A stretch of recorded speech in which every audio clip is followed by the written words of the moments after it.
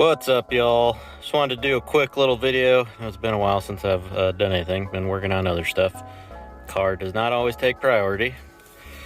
So I got my Counterproductive double din extra large dash panel installed.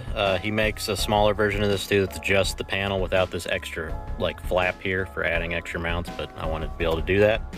So got a phone holder mounted there for the passenger. Got an extra RAM mount there that I can add whatever I want to.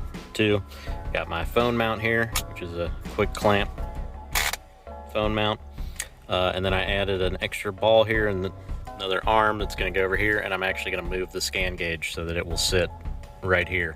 So it'll be, easy to see, and I can get it off the windshield because when we camp, I do put a cover on the windshield. And the icing on the cake is that this has these small holes. I don't know if you can see it, contrast isn't good enough, but there's a hole there, and there's a hole here.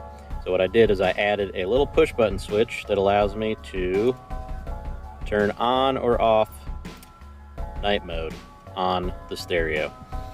Basically the stereo has a cable that or cord that detects when the headlights are turned on. I do like to drive with my headlights on during the day just so people see me a little better. But that always meant that the radio would go into night mode, or I could just disconnect that wire and go into the settings and switch it, but this definitely makes it a lot easier. So now I can just turn it on and off at will. So yeah, pretty cool double din replacement here. Definitely recommend. It's made out of, I believe it's made out of aluminum. It could be steel. You can correct me if I'm wrong, but definitely go check out his website. I'll link it below. I'll also add some links to this little switch. So if you want to get one, if you decide to get one of these radio panels for your Element, you can hook a couple. There's room for 2 different little switches for whatever you want.